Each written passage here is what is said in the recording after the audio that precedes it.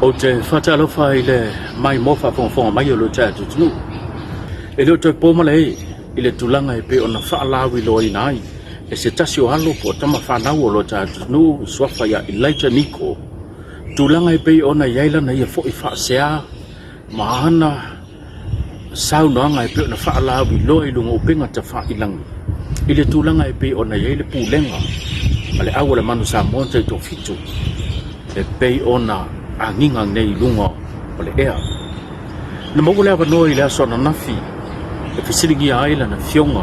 le whaiaonga te iulu, le fionga Muliagatele Brian Lima, e tu sai masona finagalo, i le tūlanga e pe ona iai ia whaasalalaunga, ai me se fo i o finagalo le fo ialo le tunu, e le fiatala no mai luma o le me puanta, tiane, sa ia au maila na sau noanga, o lela o tamawhai, e oto i atu. Tau no mulianga. O tuuaiga uma e pe ona whaasalalawina e Elijah Niko i lunga o penga ta whailangi. E le ai ma se tuuaiga e whaamaonia. O lo te ene le fionga Muliagatele Brian Lima tuuaiga e pe ona whaasalalawina. Mumu. Le saunoanga Muliagatele na ia saunoai. E le iai se taimi e wha pe ai ua fia ai e fia tau sami foi le au o le atunu. Au iai le au i fiti mo tāpenanga. Safa pe na ona whaapoka la meina. O le tau maftanga le malu o le tai au, le ainga i le auli, ai maisa le tau maftanga i le fiafi. Sa mai a le ona whaatulanga whaapole kala meina. Mea tau mafa a toa ma le itu ai ngā mea tau mafa. Ua silefia le pulenga. E au ngai tau sele soifua maloloina le tamtalo. Lua, o le whaua talila na fionga, Muliagatele, i le tūlanga e pe o na whaasalalawina, sa whapena o na alu i a tupe, a Elijah Niko, e tusai ma tūlanga e pe o na malanga maiai, sao no Muliagatele. Na whiso o tai mai Elijah ia te ia, i le pūlenga, na te fia baua so na hawa noa, i to tono le aua le atu noa. Ta ua e Mulianga, sa ia tala noa, na ia ngai mai sa mo nei, e whapena ona au wai to le ninga, ia ma, iai tapenanga uma, e sa ili e so na hawa noa. Whailo mai Elijah le whapena ona alua na tupe tongi ai lana pasese. Ta ua lana fionga Muliagatele, o ai a inga ale yungi la kapia sa mo. A whape malanga mai, whatita inga o Elijah lena malanga mai to tongi lawa Elijah lona pasese. O ai a inga le yungi la kapia. A whai e filifilia Elijah i to tonu o le aua le atunu ma malanga ai i tamirisanga e pia na malanga i le au taitoafitu. E toi whaafoi na atu, refund. E toi whaafoi na atu e le uni la kapi, tupe Elijah Niko. Lea sa pe nao na tutongi elo na pasi se malanga mayai. A toa ai, a matupe na whaonga ina i whale tali malo e au mawai pe a whai e yese tūlanga pa pe nao. Ai a whai e le filifilia. E le mawhaiona toi refund pe toi whaafo i atu se leni na whapenao na tutongi mailo na pasese. Sau no Muliagatele, o le tūlanga nana iai, i le auai mai po le hangai mai, o le sunga Elijah ma, whaatasi i le tonga lo pinga ma tāpenanga le au. Na mai tauina ai e le pulenga e peo na whailoa e Muliagatele, e le i mawhaiona au sia Elijah Niko, le tūlanga maa walunga o lo o momia. O le mafuanga lea na le mawhai ona filifilia pe piki Elijah i to tonu o le squad pa le awa le atunu. Ia inga la le uni na kapi e le mawhai ona to e to tongi na atu ana tupe sa whapena ona pa sese mai ai. Ona e le o mawhai ona filifilia i to tonu o au. Ta ua fo e Muliagatele ia le tūlanga e pe o tūlanga o launi na whapena ona la ngā mai e le sunga Elijah. Sao no ile, sao no Muliagatele. O le tūlanga o tutongi, o loo iai le tūlanga o se leni o le papenana whamatu uantu i tamataa alo, o alauni ia mo le maiaso, o training allowance, o alauni ia po se leni ia mo le whaatinunga o tole ninga po vahenga e whapenana tapena iai mo le au. Ai pe a whai e filifilia se tasilo le au ale atono.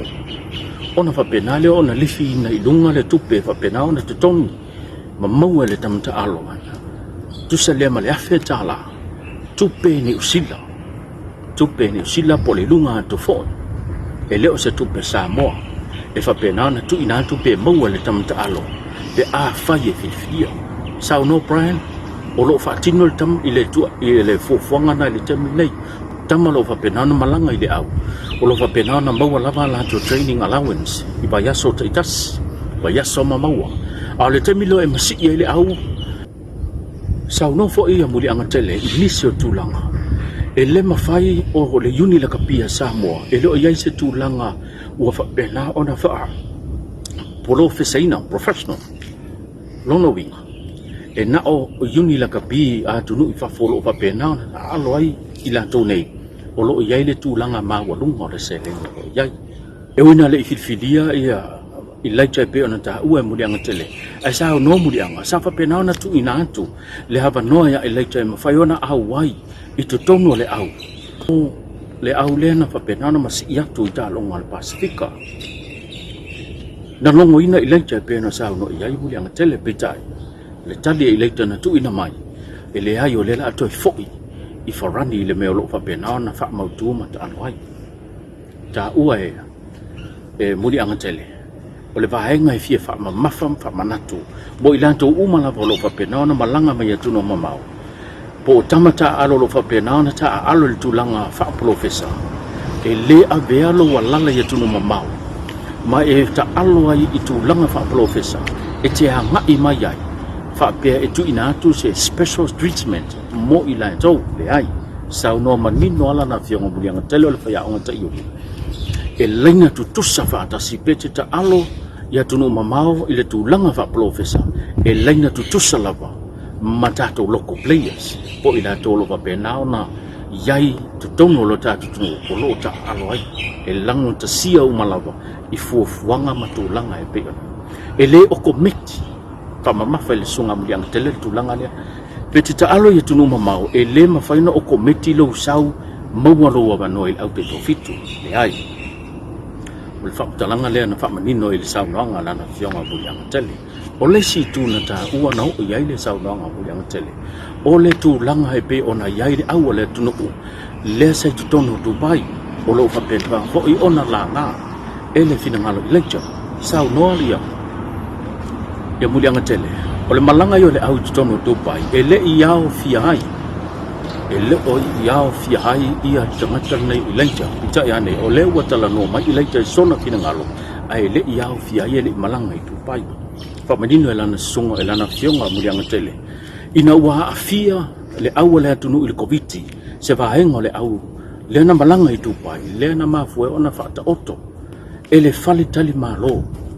lana tula fono e le mawhai ona whiwa I tamata alo o puipuinga ina ia whapena on ina ne I pisia ma sa sao atu le pepese le whaamai o koviti ma afia I foi nisi o malo po client le falutani malo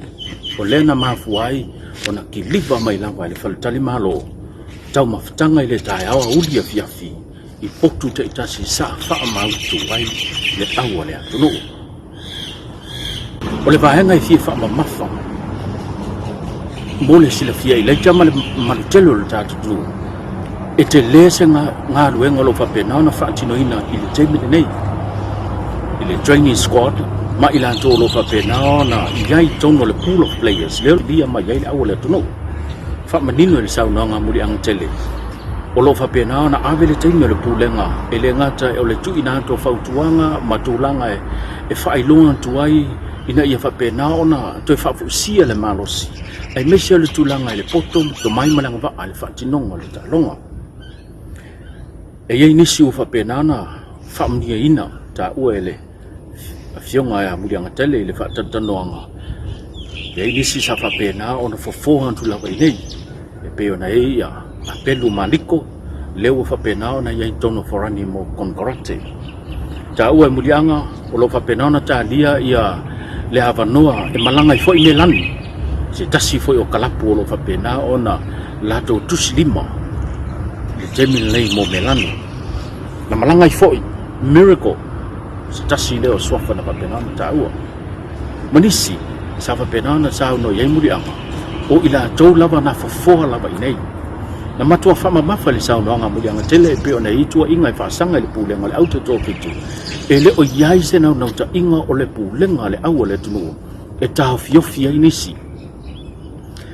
fiofia inisi mai le malanga atu ni konkorate u whapena na whamuia ina ai sau no manino ala na fionga ile whaia onga ta iuru o ai laiwapa ua whamuia ina ni konkorate mai e tunu mamao olo whapena na matala e pulenga le whai tutoa ina ia whapena na malanga ai e le ngate ina sitia ele tulanga le taleni male to mai male anga va ai le talonga na maiso whamuianga mo le tausinga a inga ma le vaenga muli e pe ona ta ua e Muliagatele i le whaatala noanga o tūlanga i pe ona la ngai i leita niko ma whaasalawina o business class po vaenga i o lo whapena ona no foia ma whai malanga i le au le tunu sau no Mulianga e le ini la tutupe tele tutongi na ia vaenga tau wha business i tūlanga o whemalanga inga ai olo tūlanga lava i o tike ro whapena ona malanga i le au le tunu o lo whapena ona tu ina mai e le whatina o le lakapia le laulangi le IRP le vaenga muli na whapena na whamanatu le whaiaonga ta iu o le uso e pei ona la ngalona finagalo i lona le fia malona whaarangau le mali le whiriwhiri aina oia e mafua mai ona o le ausia o tūlanga e pei ona waaia le pulenga mo le whaatinonga le talonga o le sunga ia i leita e pei ona ta ua e Muliagatele o lo ta alo i le vaenga le 3rd divisions mai o le anga i mai ma awai i tole ninga ma tūlanga o ta alonga ma ta penanga o lana performance lea sa Faalia e Muliagatele e le i whaamalia ina ai le pulenga e le i mawhai ona maua sona wanoa e whiriwhiri ai au le tunuu pe na te ausia le tūlanga maua lunga e pe ona piki na ai ma whiriwhiri ai nisi o to tele o le au le tunuu o nisi nao vaenga sa whapena ona tu ina mai ai le finagalo le whaiaonga ta iulu le au taitoafitu le tunuu e tu sai ma tūlanga i pe ona whaasalawina i lea fo i alo ta alo le tunuu o le tūlanga o lo whapena ona tu ina atu ma le silafia le tātu tunuu ua toe lua newa yaso ona whai malanga leo o le au le tunuu mo le taumisanga lo whapena na whaatinoina i tutono au se tālia o le song full verse fo le la fa moe ia le whaiaonga ma le pulenga i lo ai le au le tunuu i le taumisanga te to fiti tono per fi au se tālia lua aso e pe o nei ia le aso tofi ma le aso Friday le aso nana ai le a onga sangati Yosefo ia la fua drives ale au le tunuu e fili ai le au taitoafitu le tunuu ia tato tulunta ia ia le aso ngafua le vai aso fo lea la whapena na wha